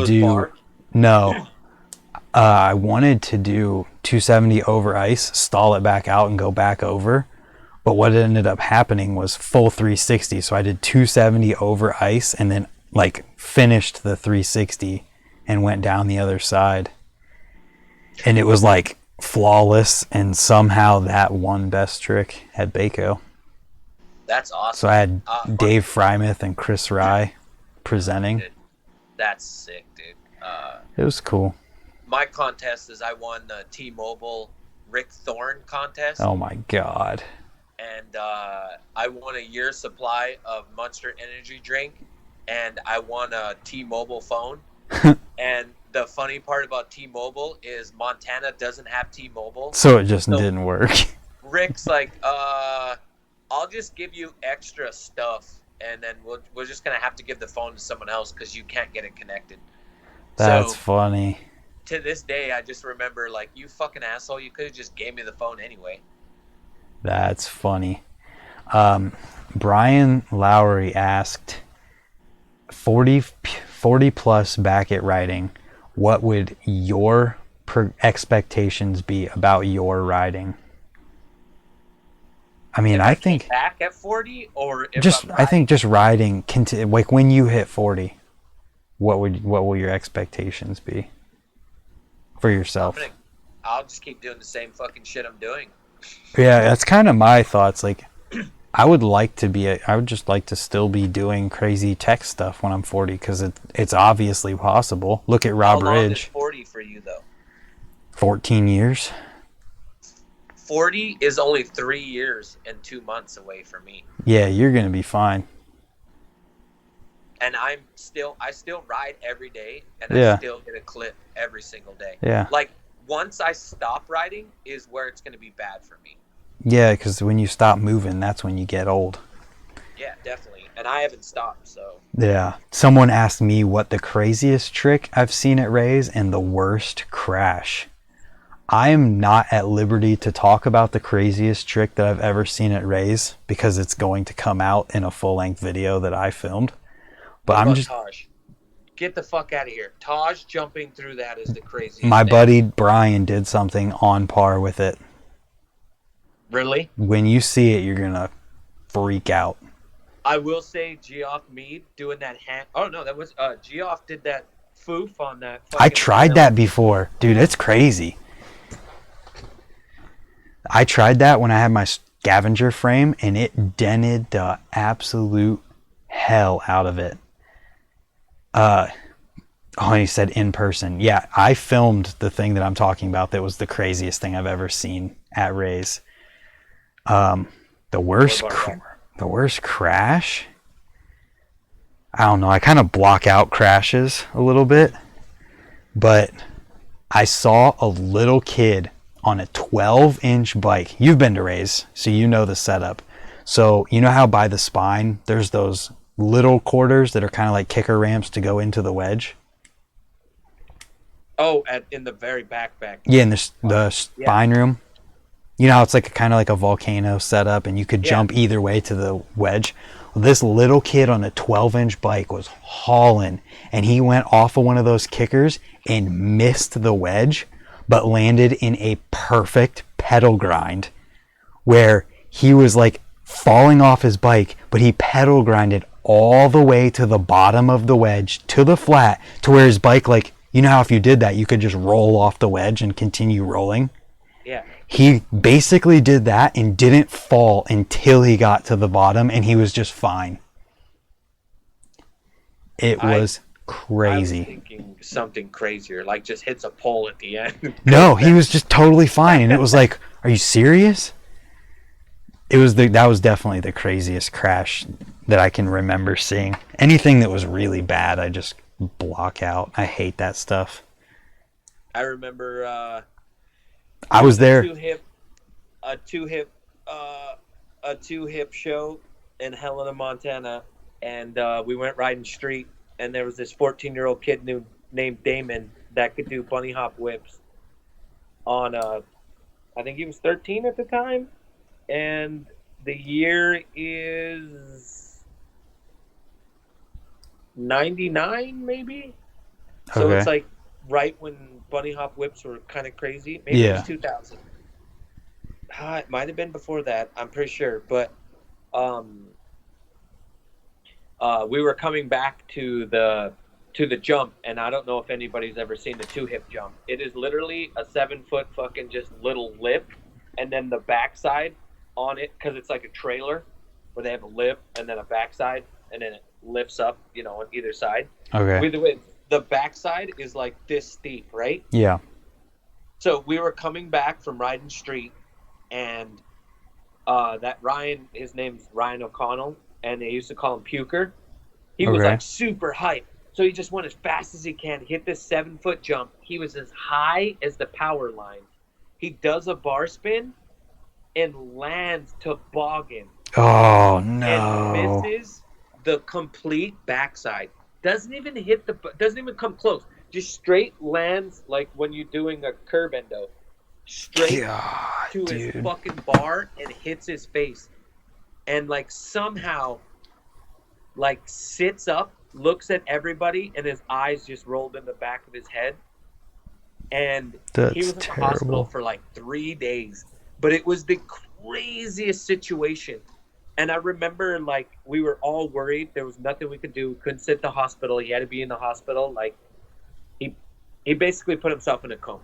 That's That's basically what happened. so And bad. after the 3 days when he was totally fine and they flew him back home and he called, he just told everybody, he's like, yeah, I just thought I regularly jumped the jump box. I didn't know that I like just went Wow. to bed.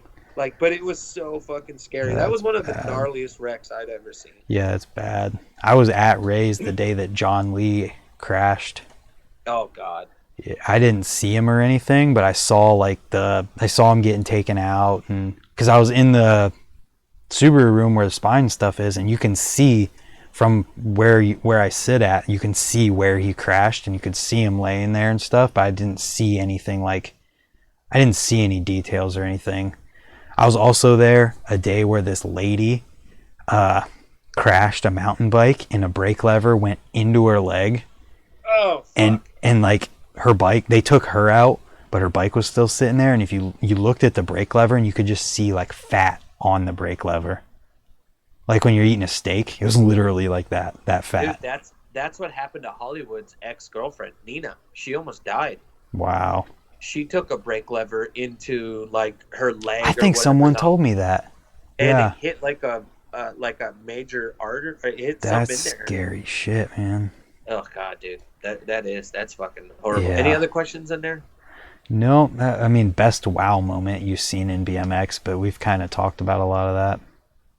You know what a wow moment for me was when Jace, the welder at S&M, was like, "Yo, you want to see something crazy?" I was like, "Yeah," and he took us like when you go to the S&M warehouse, you just basically walk through a door and it just goes right to where they're building all the frames and stuff. Yeah. And Jace is like, "Yo, check out Eddie Cleveland's new signature frame coming out. It has no seat post, or not seat post. It has no seat post clamp. It's the seat post clamp is built into the frame." And that Oh was yeah. such a mind blower for me. That's I was like, cool. "What do you mean no seat post clamp? How does that work?" And he's like, "He just showed me." I was like, "Dude, that totally makes sense, and that's gonna revolutionize BMX." That's awesome. I wish I could remember anything like that. I can't remember. Either way, it's been 2 fucking hours. It has I'm gonna go been. in here and kiss on my woman and be an adult. Every time I always promise we're gonna be more organized. It's probably gonna be the same next It's week. never going to be more organized, but this was fine. This was fun. Definitely. We had a lot of topics. Like we said before, if you guys have any questions or anything, DM us. Look me up on Instagram, Montana Ricky, Brant Moore, Brant _. You know where to Moore. find me. You're on the channel. Check us out. Look us up. Thank you for the super chats. Kevin yeah, I Jackson forgot and about that. Chris, you guys do too much. Didn't have to do that. Oh, yeah. And by the way, Brant Moore's got to buy a fucking camera for his thing. It looks like shit. I'm going to get it. Don't worry. All right, boys. Thanks for hanging out, and good night. Boom. Ricky's gone. I am going to head out of here as well. Thank you guys for hanging out. Seriously, though, thank you, Chris and Kevin, for the super chats. Much appreciated. And I will always tell people that using PayPal instead of super chat makes sure a lot more of it goes to us than YouTube, because YouTube takes half of super chats. PayPal is exactly the same as my YouTube name, but with @yahoo.com. So use that for whatever you want. I don't care. I just appreciate when people do stuff, and I never want to ask for it. Peace, everyone, and we'll see you tomorrow in another video.